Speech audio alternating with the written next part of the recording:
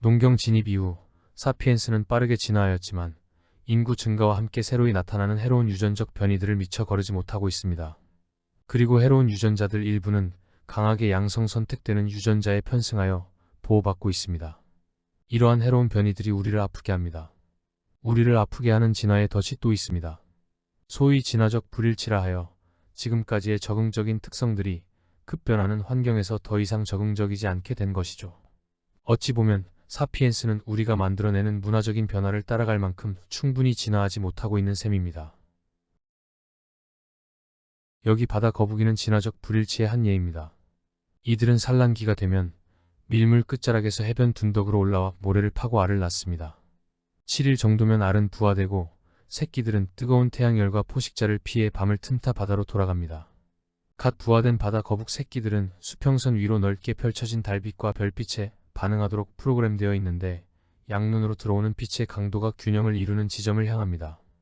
그런데 해변 건물에서 나오는 조명과 등대 불빛 또는 모닥불이 바다 거북이를 혼란스럽게 합니다.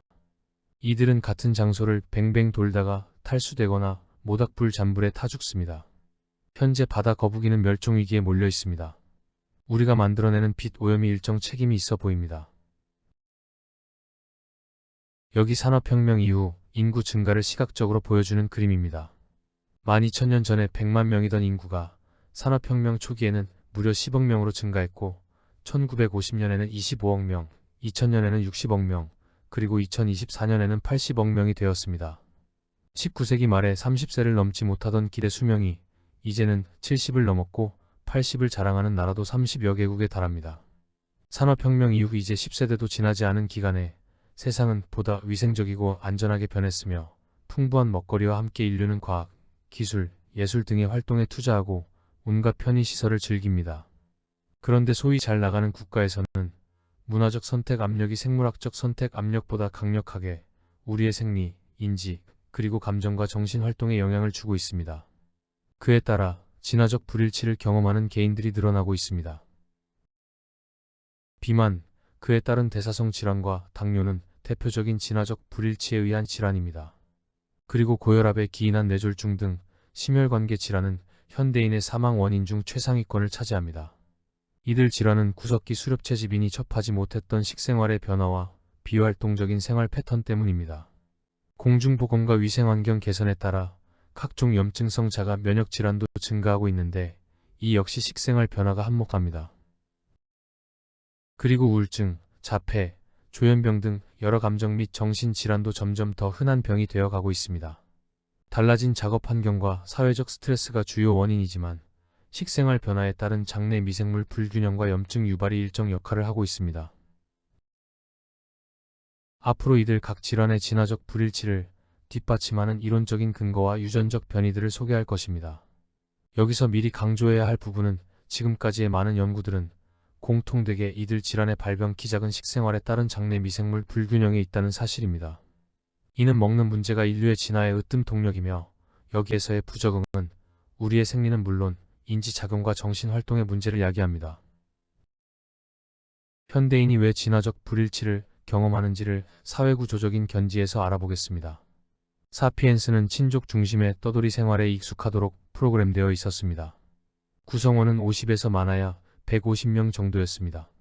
그런데 수십만 명의 낯선 사람들이 모여 사는 도시 생활에서 사람들은 가까운 친구가 없는 혼자의 삶을 살아간다는 느낌을 가지게 됩니다. 결과로 도시인들은 사회적 스트레스 때문에 면역력이 약해지고 자식을 적게 낳는 경향을 가집니다. 이는 혼잡한 공간에서 갇혀 사는 동물에서 관찰되는 현상입니다. 그리고 현대인은 사회적 불평등과 함께 자신의 위치에 대한 불안감을 가지고 있습니다. 소셜 네트워크 서비스는 이를 한층 더 부추깁니다. 진화적 불일치로 설명할 수 있는 사회적인 경향이 있습니다.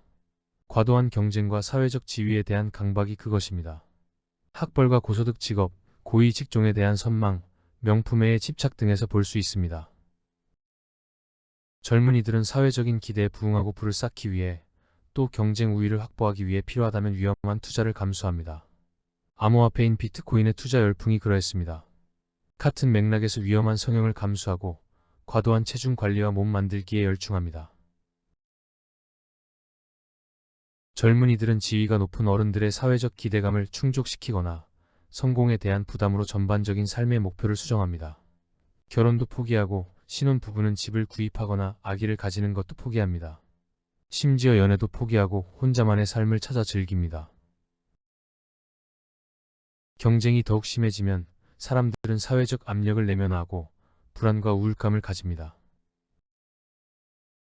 한편 사회 압력을 외면하여 냉소적으로 되거나 공격성을 나타내며 폭력적으로 변합니다. 1990년 초 하버드 대학의 오스테드 박사가 진행했던 노화의 진화와 관련된 클래식 실험을 소개합니다. 오포섬, 우리말로 주머니 쥐라고 하는데 북미에서 살고 있는 유대류입니다. 버지니아주 들판에 살고 있는 주머니쥐는 수명이 짧고 노화가 이른 시기에 옵니다. 오스테드 박사는 포식자들이 많이 살고 있기 때문이라고 추정했습니다. 이를 증명하고자 버지니아 주머니쥐를 포식자들이 별로 없는 비슷한 환경 조건을 가진 섬에서 살게 합니다. 섬으로 옮겨진 지 2년 정도부터 주머니쥐의 수명 증가가 뚜렷해졌으며 또 노화가 늦춰졌습니다.